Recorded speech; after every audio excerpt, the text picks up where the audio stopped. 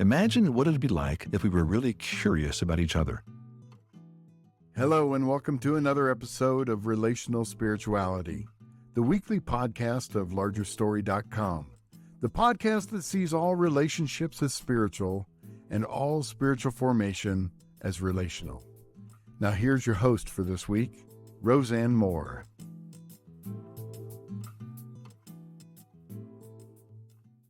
Hello, our Larger Story audience. We're so happy to have you today on the Relational Spirituality Podcast.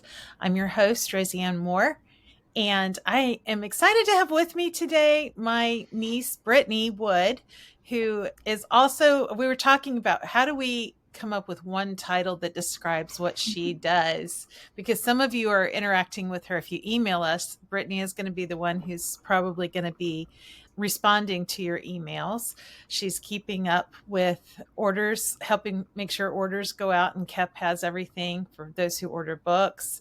She's keeping us all on deadlines, like meeting our deadlines. So we figured she's our master juggler. She's keeping everybody going, not to mention all the IT stuff that she does, because she's our Gen Zer who knows how to do all of that. And it is awesome. We're very thankful for Brittany Wood, and we just wanted to introduce her to you today as a newest member of our little team. Brittany, thanks for coming. Hi, everybody. Yeah, I am excited to be talking with most of you. Depends on whether most of you email us or not, but... And if you don't, you should be, right? Exactly. Hey, if you email me, then I get to talk to you, so that's fun. There we go. Yeah. Oh. When Brittany joined the team, had you heard of Larry other than me talking about him?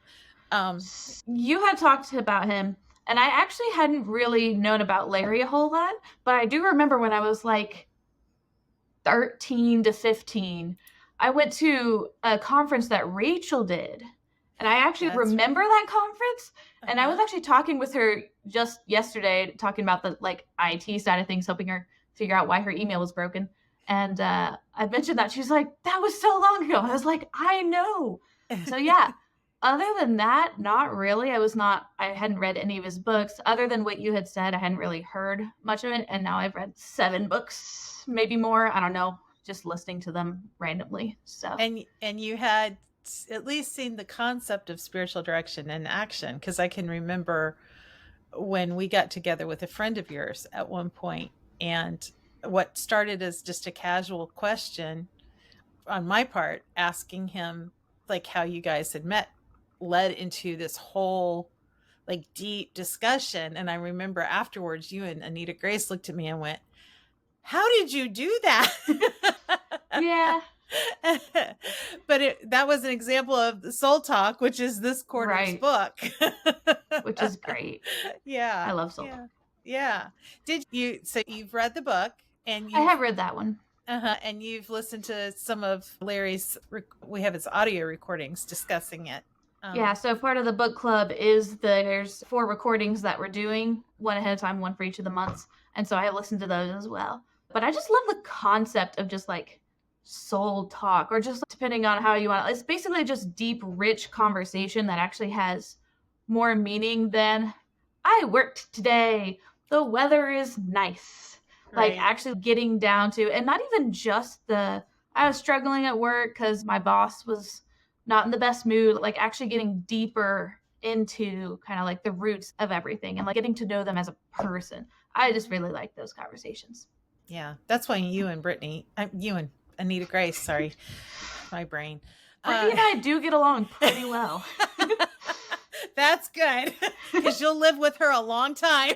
Yeah. That's good.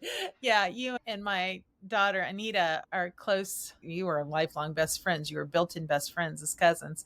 Not that automatically means anything, but for you guys it did. Yeah, we were talking about that the other day, and the random things we went through. There was a point in time where both of us thought like the other person was actually close. I thought she was closer with Tyler, my brother, and then me, and she thought I was closer than one of my friends than her. We were both like, no, I'm losing her. Anyway, that was really funny to talk about, since we like never lost that connection in the slightest. We'll like not talk for 2-3 months, and then be like, hey, we haven't talked in forever, and then be on a phone call for 7 hours straight. Yeah. It's great. Yeah, it is great. It is great. So one of the fun things about having you work with me at Larger Story is that we get to see more of you because you come down periodically as we work on things. And if Anita's not working, then she gets to see you too. So that's nice. It's That's fun. good. Like you said, I think most people want to be able to have deeper conversations like you're talking about, but it's really hard. We don't do that.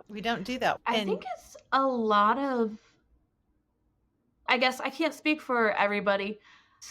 There's jokes about how I speak for my generation on this team since I'm the only 3-year-old on this team, but I don't even necessarily want to do that, which is also something that we were talking about my generation does is we don't want to speak for everybody, but me and some people I know do this. But just the fact that I think there's a little bit of being scared to go deep, as well as just there's two sides to it. So when I am talking with somebody, and we're gonna assume it's somebody that I'm not already like Anita or my husband, like I've not already gone super, super deep with. There is both a fear that if we go this deep, they're not gonna understand me or where I'm coming from, or just there's also just the tendency of focusing on me and not being able to understand them as well. I know me personally, I like really like to understand like where people are coming from in certain things. A lot of different things. So a lot of different situations will happen. I'm like, but why is it that they think that way? Right. No matter what it is that they're doing. Sometimes it's something I agree with. Sometimes it's not something I agree with. But as long as I can understand why, then it's easier for me to understand and accept that person, even if I don't agree with the decision that they made. But there's also that fear that what if they don't want to try and understand me that way? Yeah. Yeah. Yeah. It's interesting as you say that because it is, we have this longing to be known and a fear that we're not going to be. And yeah, so I think everybody, no matter what age group you're in, that can be a barrier. So without speaking for your entire generation, are there things that you wish? I know some things my kids have said to me about barriers that can happen generationally in conversation.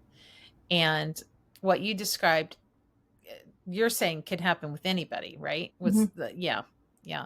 Are there any things that you think specifically can be generational barriers or places of misunderstanding? I think there's a lot of preconceived stuff. I was talking with my mom at one point, and so now I am 23 and I'm adult. I'm married, I'm living on my own, all that fun stuff. And I was not like that when I was growing up, even a teenager. I didn't move out of the house till I was 20, so even like up until then, there were just some things that mom would tell me, and I'm like, you're supposed to say that because you're my mom. And she's like, look, you will understand this when you're an adult. This will make sense when you're an adult. And I'm like, but you're not understanding me now. Whereas she was completely right. So that's one of those, something that both the adults, older people will do to younger generations. I know it doesn't make sense now. You're going to understand when you get to my spot.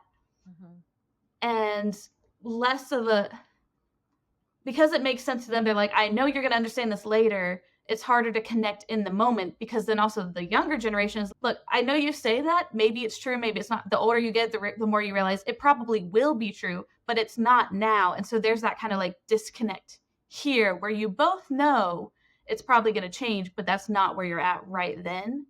And so things like that. Yeah, I can relate to that. I know there have been times when Anita, Grace, or the boys have said to me, Mom, you're not listening, because they'll tell me something. And honestly, I'm thinking, okay, I've already lived this. I know what where you're headed is not going to take you where you want to go. I already know the shortcut that can involve avoiding a lot of pain. Let me just hand that answer to you.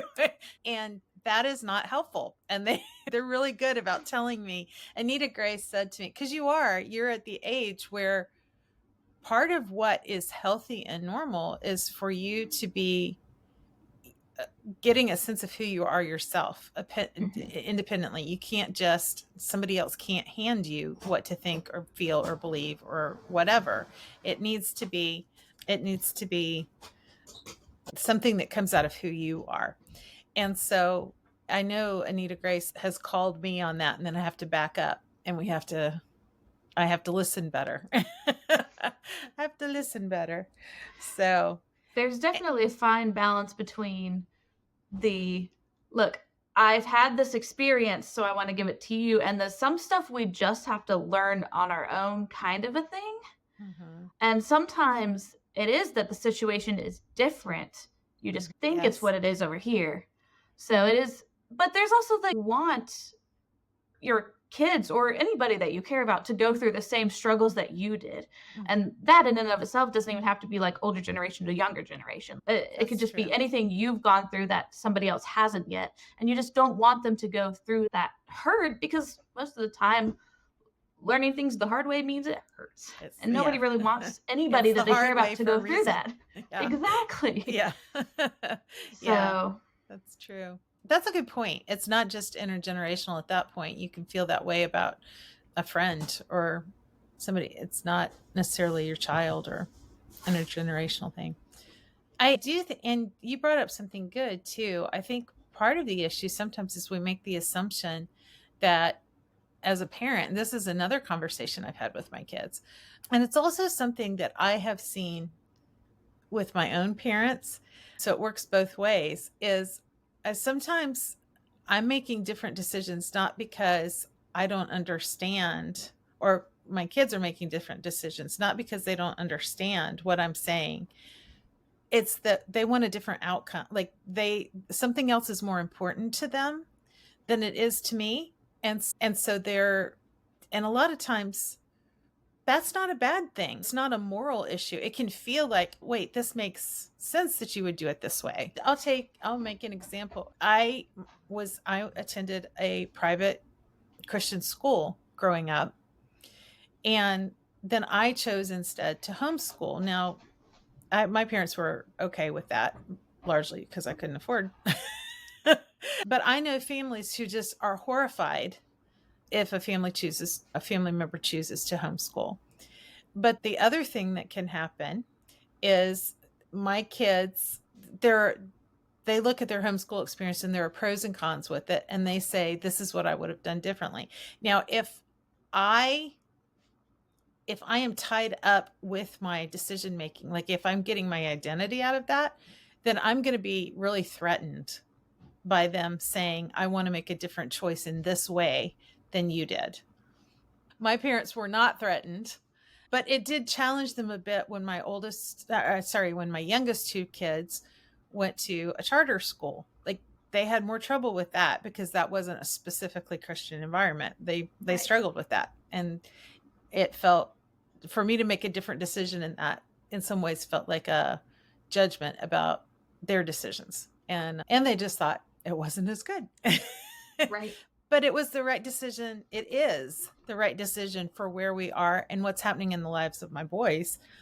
And so I think that's a good point that you make, that sometimes it's our set ideas that we don't hear well, or we have other motivating factors that make it hard for us to hear. So it's good. It also depends on what you're expecting. So if I have some situation in my life and I make this decision this way, mm-hmm. and I know, so one great example of this is with my parents with college. So my dad especially has been like, you need to be able to have a path, you need to have a career, you need to have a plan. So his emphasis was on like, you need to have a plan, mm-hmm. but I heard you need to go to college. Mm. So then I'm in college and I ended up dropping out. Clearly it worked out fine. I did an associate's degree, so like I have some college, but I was in the American Sign Language interpreting program, and I've been in it for 3 years, and it just was not right for me. I thought it was at the time, and it just wasn't right. So I decided to just drop out of college and to just get a job at a bank. I worked at Wells Fargo. somewhere that I was like, this makes sense as a decision, because even though I don't have a career path, I do have a college degree. It's an associate's degree, but a lot of places just want you to have a degree in college. And within the bank, like, it makes enough money for me to support myself. I can move up in it if I need to. I can support a family if I need to, etc. But I was like, my dad says that I have to go to college. He is not going to be happy with this decision at all. And I was so scared to tell him, because I just knew in my head, I just knew he was going to be very upset because I wasn't going to college. And then, like, I talked to him and he wasn't upset because he just wanted the plan part. And that's when I was like, oh, that's what he meant. But that's one of those, like, I knew how he was going to react. Yeah. I knew I knew what he was thinking. I knew what he wanted. I knew how he was going to react. And I was just wrong. But a lot of times something like that, just assuming that we know something or thinking that we know how somebody's going to think, especially if you've had like previous circumstances with them where they reacted this way, I'm trying to learn that doesn't necessarily mean that they'll act that way again, because everybody grows. I'm like, look, I can change, but sometimes I forget other people can change. Right. And so just having those preconceived notions can also just get in the way of a lot of communication, sometimes relationships, depending on how severe it is. But just communication in general, just having the preconceived notions of, you already know what they're going to say, you already know what they're going to think, may or may not be right. That's true. Yeah. I think so. I'm curious about, you said you really liked the SoulTalk book, and I think you heard you said you heard the recordings too, right? And she made reference to our book club. Reading and Relating is our book club that we do quarterly. We do a deep dive into a book, and we have monthly discussion times. And if you haven't already joined that and are interested in an online group for connecting once a month with other like-minded people, we would love to have you.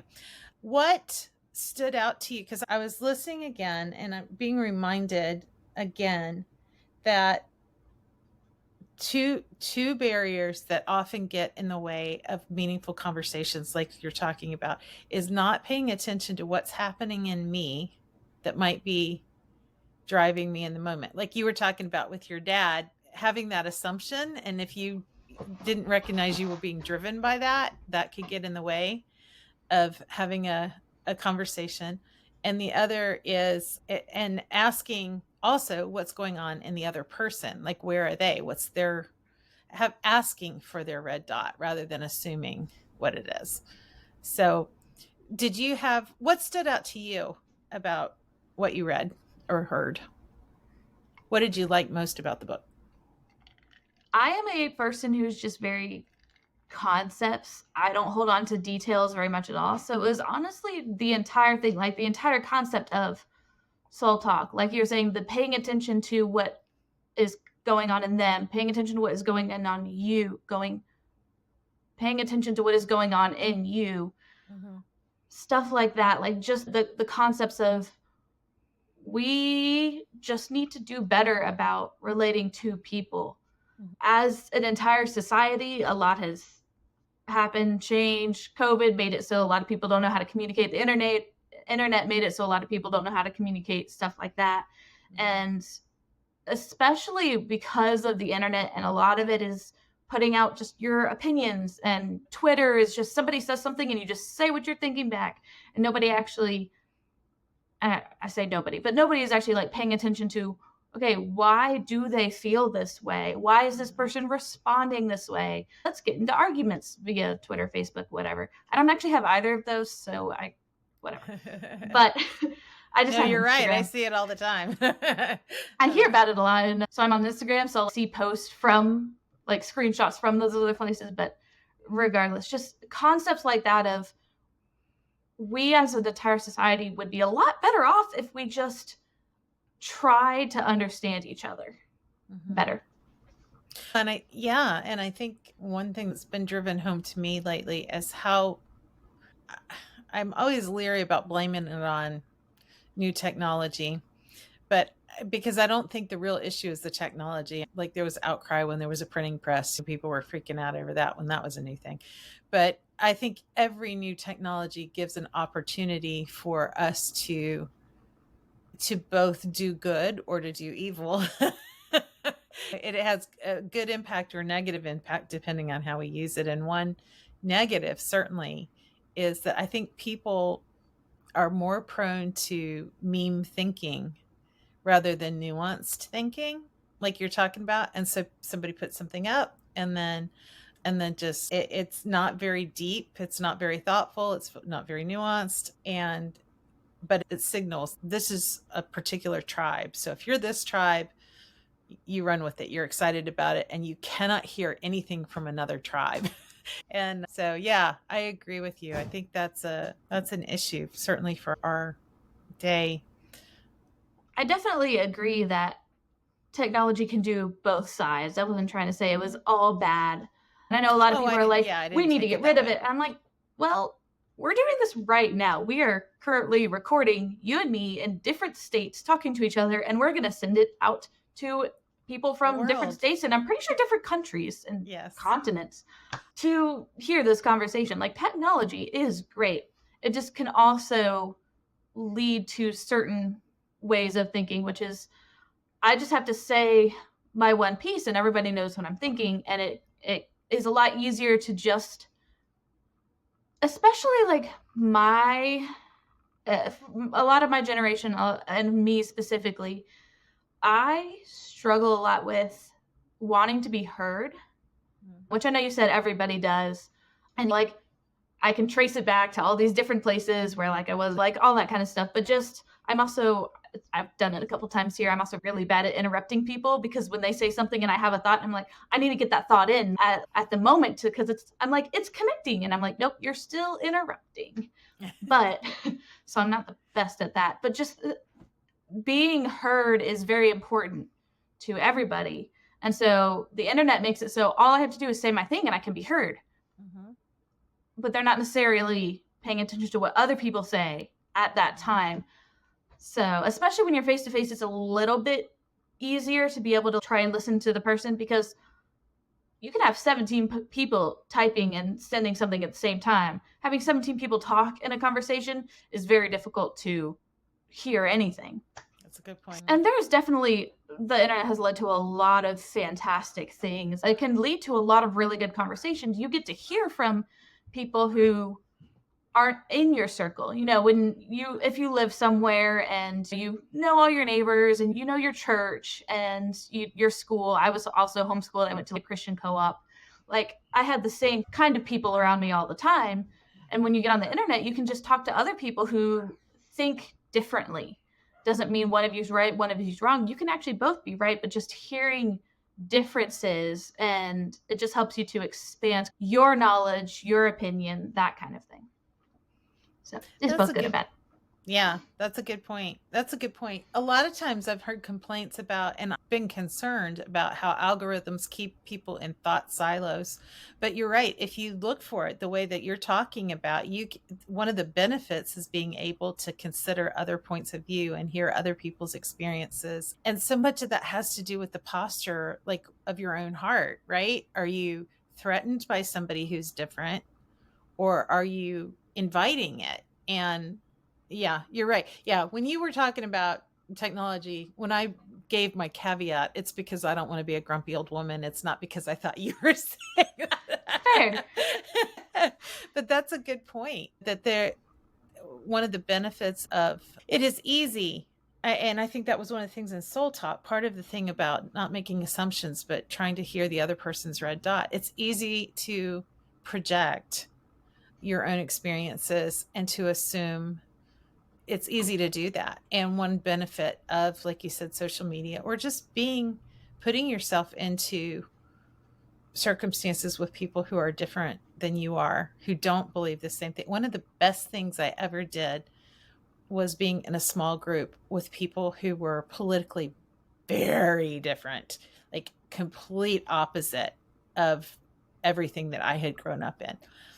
And I had heard that people of that political persuasion and then there were all these stereotype labels. And what I found was that was not at all true. It was not true.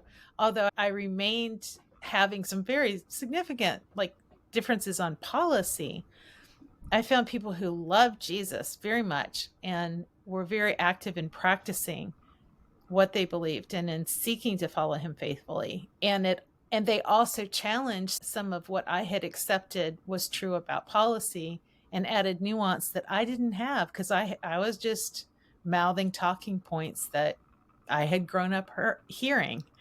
And so it's wonderful when a lot gets said, I think, about the need for the body of Christ to be unified. But I think soul talk is key to that. Maybe it's soul listening too. I think that's part of the soul talks. I guess soul conversation. Yeah. To have an actual conversation, you have to be able to both talk and listen. Because just listening actually doesn't necessarily get you super far. I think it can get you a little bit farther than just talking, especially in understanding them. But then you're not giving any of yourself to them. So then That's a good point. Then all you're doing is you're just getting all this information and changing your mind, or maybe not changing your mind, but having all this information to be able to shape your opinions, but nobody else is getting that either from you. So that's conversation, soul conversation. I'm changing the book title. Let's go. There we go. Sorry, Larry. He's in heaven. I don't think he's worried about anything right now. It's fair. But yeah, that's a good point. I was going to say more about that with you're not sharing anything of yourself. Is there more you want to develop about that? Because I think that sounded important. I did a lot of that when I say younger, but it wasn't a whole lot younger, to be honest. The past 3 years, I've developed a lot more as a person. So up until I was 20, so like high school, even out of high school into college somewhat, I was very intentional about listening to people. Like I said, I want to know where they're coming from. So all I would do was listen, and which was fun and all, but like I said, that led to a lot of me not feeling heard at all when I did talk. You can think in your head that, if somebody doesn't say something a lot, then whenever they do speak, it has to be like important and you should listen to it. And that can be used a lot in media and stuff like that, especially in movies. You have the one character that doesn't talk a lot, but when they do, like, they mean it and it's impactful. But that doesn't necessarily happen in life a whole lot. And especially, like, for me to listen, I would be, like, asking them a little bit of questions or throwing, like, little bits of things, versus when I was, like, trying to actually talk, I still was regarded as the listener. And I just wasn't heard a lot. Like, I was the kind empathetic person who would always hear what you had to say, who would always try and understand you. But then in some cases that led to me not being understood at all. And so I didn't have a whole lot of friends, but also I didn't give myself a chance to be friends with people because I didn't give any of myself to them. To have a relationship, whatever kind, friendship or any parents, any sort of relationship, there has to be give and take. There's the whole, it takes two to tango. You literally can't have a relationship without both sides. I can talk to you all I want and you can listen, but if I don't know anything about you, like, I have no investment in you, it's just me giving myself. Yeah, then you become someone, you just exist to serve me instead of it being a real relationship. Yeah, right. That's a good point. That's a really good point. So I guess that, again, not speaking for your entire generation, but often we tend to have an older audience, and often there are cross-general conversations that are happening that can be a struggle. And so are there any ways that any things that stood out to you as you were reading this and thinking about it that you think, I want to apply that more in my relationships? Might be good insight for somebody I'll offer one thing that I really feel as a parent is I've held the mic for most of my kids' lives. And so it becomes really important for me to do more listening than talking as they get older. And because the world they're growing up in is different than the world I grew up in, it also is very important for me to do good listening before I start talking, rather than assuming that my experience, although there may be factors that apply, the world is different. And so automatically assuming that my experiences will fit well with what's going on with them is just, it's not reasonable. So that's something that when I'm having conversations with people who are struggling with that, that's something that I put out there. If you were having a conversation with somebody like that, is there anything that comes to mind that you would offer that you think helps make those deeper conversations possible? I think it's a lot about balance.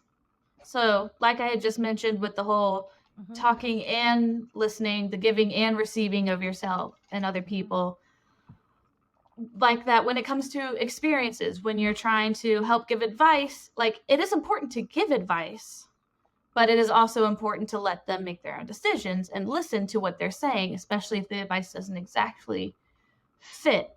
But I think there is also a balance between giving advice or ideas or things like that, and especially as a parent, letting them take the information and making their own decisions and beliefs.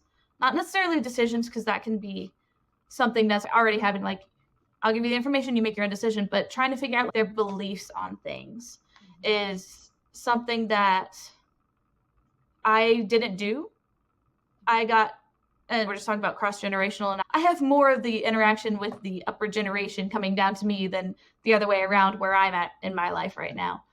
But just, I had a lot of, especially like spiritual, there are different different beliefs and stuff like that I was just handling, like, okay, so this is what's true. This is what the Bible says. It happened at Bible studies, especially growing up in the same church my whole life. Like, I had this, and I knew what was true. And I had no idea why on any of it. I had no idea why I believed any of that. So, like, when I was older and there was some sort of like challenging, I was like, oh yeah, this is true. And then, okay, but like, why? I'm like, I don't actually know. So a lot of my beliefs didn't change in that regard, but I never had the chance to develop the why, and so they grew from there. So in a lot of beliefs, opinions, things like that, not just telling them, especially because if you believe, I believe Jesus came and died for us, and so therefore, if you believe in him, we are saved. That is true, but if you don't know why, it actually doesn't necessarily mean anything.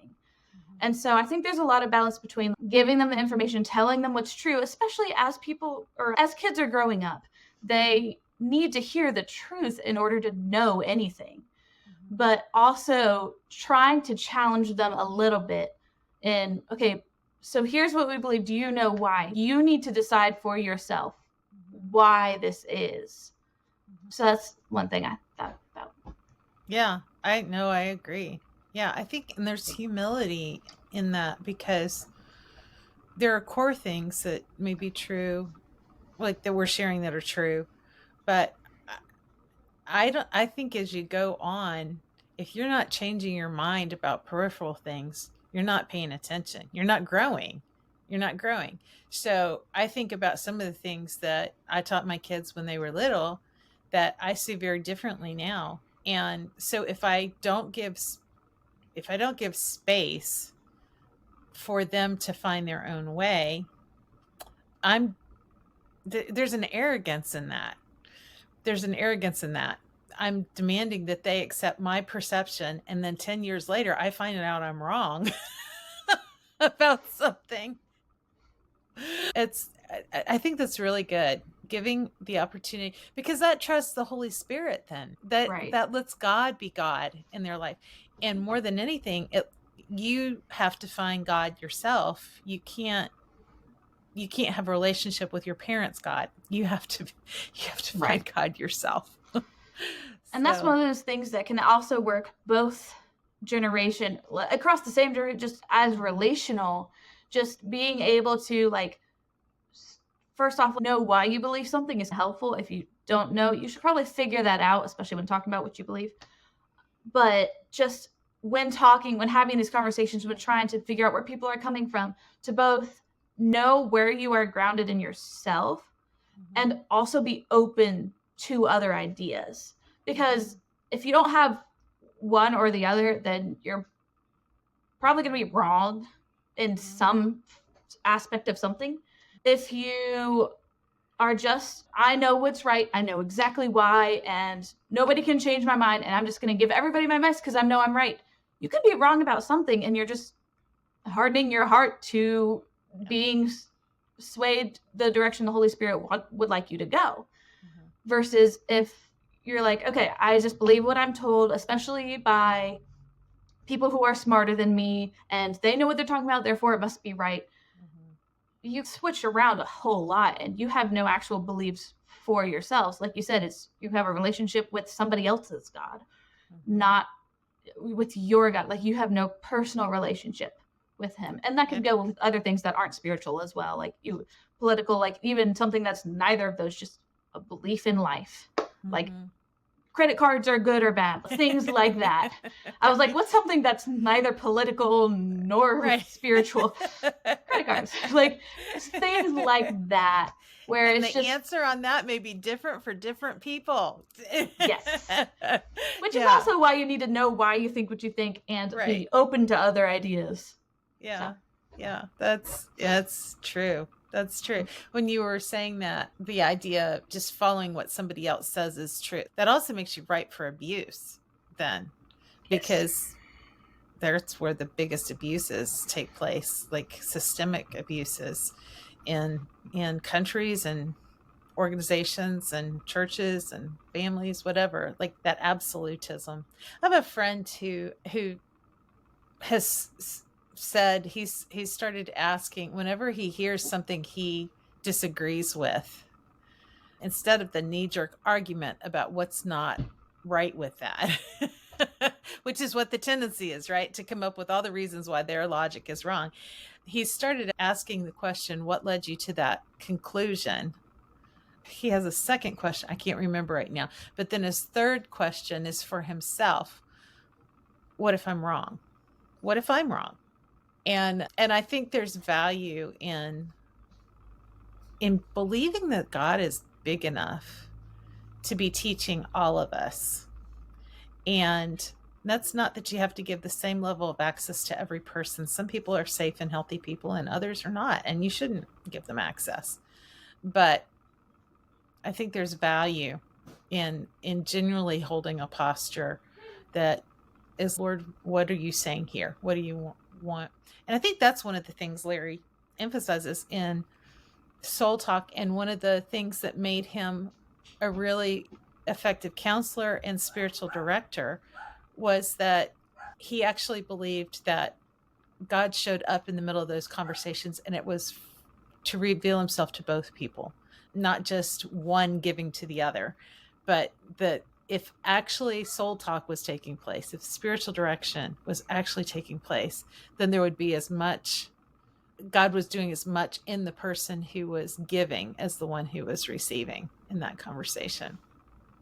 And it was a blessing both ways. Brittany, thank you for being with me today. I'm looking at the time and probably ought to wrap it up, but as somebody who has to edit it, I don't want to edit 17 pages. There you go. Yes, just one more thing that Brittany does that keeps us running. Thank God. She's been such a blessing. But thank you all for joining us today. If you're interested in getting a copy of Soul Talk, we're going to have that in the show notes. If you are interested in going deeper with a group of friends locally, we have the Soul Care Experience, a whole 10, 12 something week study with DVDs that you can do with your own group at home, or you can join us for the monthly reading and relating gatherings that we do online, and we would love to have you. And if this is something that you enjoyed or would like to hear more about or anything like that, first off, if you're on YouTube, the whole like, comment, subscribe thing, I know, here I am, the Gen Z, telling you to like, comment, subscribe, woo! But one of the bigger things, more so than that, is just sharing this with other people. Whether you think that they would benefit from this, whether you think they would enjoy it, whether you think they agree with it, especially if you think they would benefit from this book, send them this podcast, send them the link, send them the book, The Soul Care Experience.